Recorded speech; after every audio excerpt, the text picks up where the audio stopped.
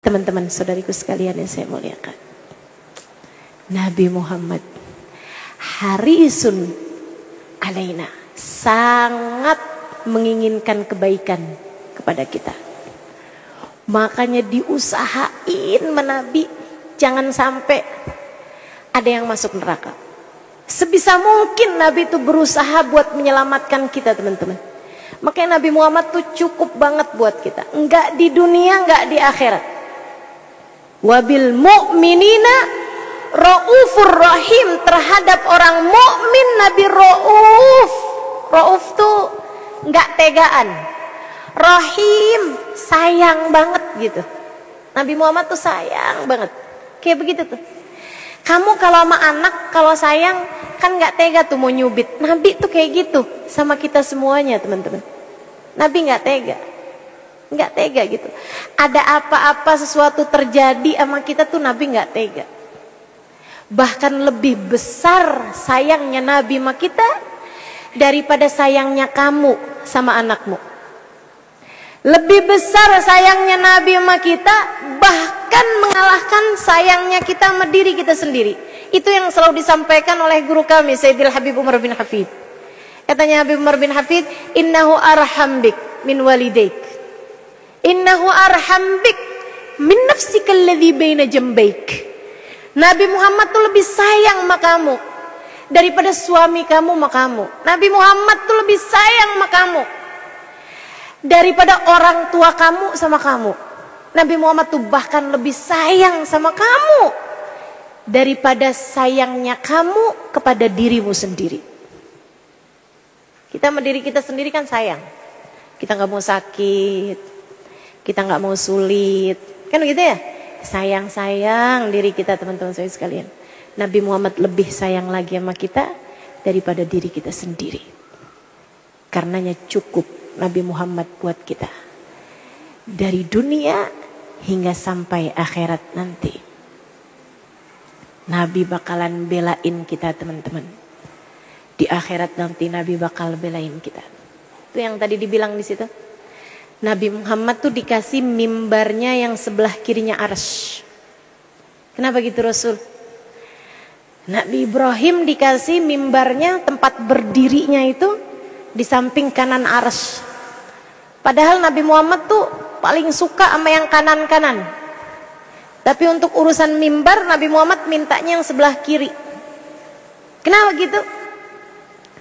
Paling deket sama jembatan Sirat. Buat lihat umatnya yang gak selamat saat lewat jembatan. Nabi berdirinya di mimbar yang sebelah kiri buat memastikan saya, memastikan kamu selamat masuk ke dalam surga Allah Ta'ala. Di saat suamimu kalau masuk surga, maaf teman-teman, mungkin udah bakalan nyari bidadari. Maaf, saya mesti kasih tahu sama kamu, biar kamu nggak sampai sakit hati. Masa masuk surga masih sakit hati juga? Suamimu kalau diizinkan Allah masuk surga, dia mungkin akan sibuk nyari bidadari. Anak-anakmu kalau sama Allah diizinkan masuk surga, belum tentu mencarimu, teman-teman. Belum tentu mencarimu. Saudara-saudarimu dimasukkan Allah ke dalam surga, belum tentu mencarimu. Pun guru-gurumu, pun murid-muridmu. Hari itu orang sibuk dengan dirinya masing-masing. Tapi Nabi Muhammad enggak gitu. Nabi itu manusia paling tidak egois yang pernah saya baca sejarahnya dalam umat manusia, dan saya yakin itu Nabi Muhammad manusia yang tidak memiliki cinta kepada dirinya lebih daripada cintanya kepada umatnya. Apaan aja yang dipikirin umatnya, sampai surga udah dihias-hiasin buat Nabi Muhammad, dijadikan pegang kunci surga. Begitu dibuka kunci surganya, Nabi cuman berdiri di atas mimbar aja gitu, ngeliatin aja. Kenapa Rasul? Liatin umat saya.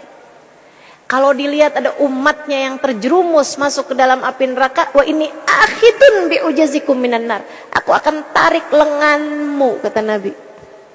Aku berdirikan kamu kembali di atas jembatan hingga kamu bisa masuk ke dalam surga Allah dengan syafaatku.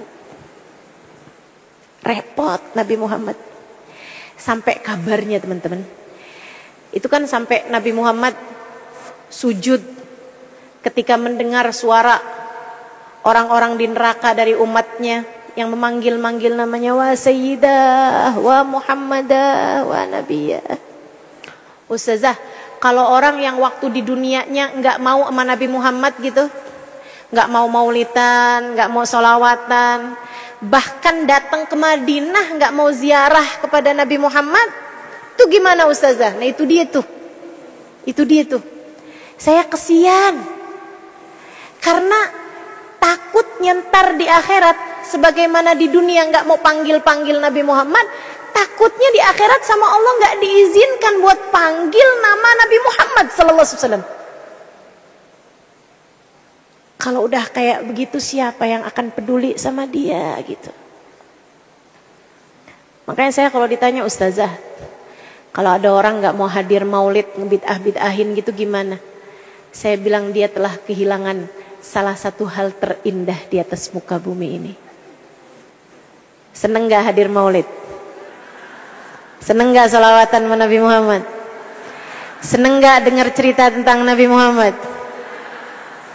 Menurutmu adakah seseorang yang lebih indah daripada Nabi Muhammad? Gak ada. Gak ada yang lebih indah untuk didengar kisahnya, dan tidak ada yang lebih indah untuk disebut namanya daripada Sayyidina Muhammad. Nama paling indah teman-teman untuk kita sebutkan, Sayyidina Muhammad. Coba barengan saya, Sayyidina Muhammad. Coba lagi. As-salatu wassalamu alaika ya Sayyidina Muhammad.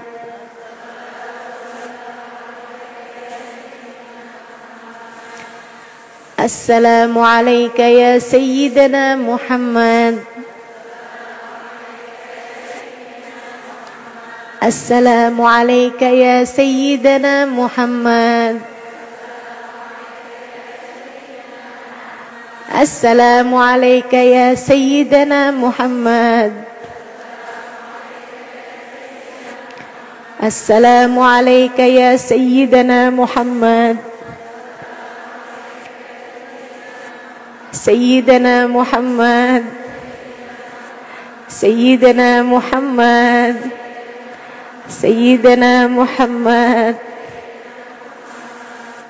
Tak ada nama yang lebih indah daripada namanya. Tak ada nama yang lebih indah daripada namanya. Dan ketika kita diizinkan Allah untuk menyebut-nyebut namanya di dunia, memanggil-manggil namanya dalam salam-salam kita di dunia, semoga menunjukkan bahwa di akhirat nanti kita pun diizinkan Allah untuk mengucapkan salam langsung di hadapannya. Semoga di akhirat nanti, kalau ada apa-apa sama kita karena tersebab dosa-dosa kita, sampai kita Allah masukkan ke dalam neraka sekalipun, kita masih diizinkan Allah untuk memanggil nama yang akan peduli kepada kita pada hari itu, Sayyidina Muhammad. Wa Sayyidah wa Muhammadah wa Nabiyah. Nabi Muhammad tolong kami, Rasulullah tolong kami, Sayyidina Muhammad tolong kami.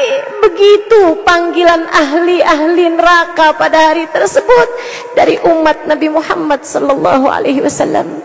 Dan Nabi akan sujud kepada Allah, memohonkan syafaat, sampai Allah pun memberikan syafaat kepada umatnya. Sedikit demi sedikit dikeluarkan berdasarkan keimanannya, sampai yang penting asal keluar dari atas muka bumi ini dengan membawa iman, semuanya akan diselamatkan oleh Allah Subhanahu wa taala hari itu. Sampai kabarnya teman-teman sekalian, guru kami Sayyidil Habib Umar bin Hafid menceritakan, dari banyaknya yang disyafaati sama Nabi Muhammad hari itu, sampai iblis melongokkan kepalanya pula berharap disyafaati oleh baginda kita Nabi besar Muhammad.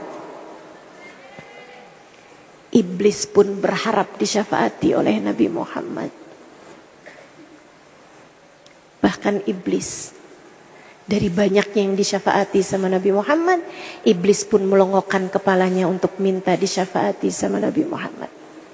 Sampai malaikat, dari banyaknya yang diselamatkan dengan syafaat Nabi Muhammad, malaikat tuh sampai bilang, la tarakta li ghadabillahi ala ahadin min ummatika ya Rasulullah. Engkau tidak meninggalkan satupun dari umatmu mendapatkan azab Allah wahai Rasulullah. Nabi masih akan terus-terusan, sebab beliau adalah seseorang wabil mu'minina raufun rahim. Enggak tega Nabi sama kita teman-teman. Enggak tega Nabi sama kita.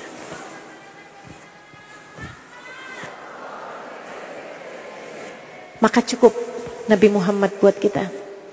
Untuk segala urusan-urusan kita di dunia sampai urusan-urusan kita di akhirat. Kita hanya perlu minta sama Allah agar tidak pernah dipecat sebagai umat Nabi Muhammad.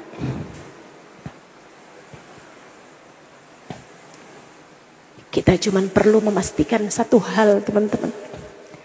Hidup mati jadi umat Nabi Muhammad. Kita hanya perlu memastikan satu hal teman-teman. Nabi Muhammad tidak berpaling muka dari kita. Kita hanya perlu memastikan satu hal.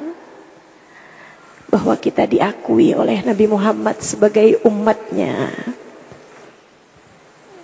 Maka setiap kali melakukan kebaikan apapun saja, jangan biarkan tujuan-tujuan lain memalingkan hati kita. Yang lain gak pinter bayar. Hanya Allah dan Rasulnya yang pandai membayar kebaikan-kebaikan kita.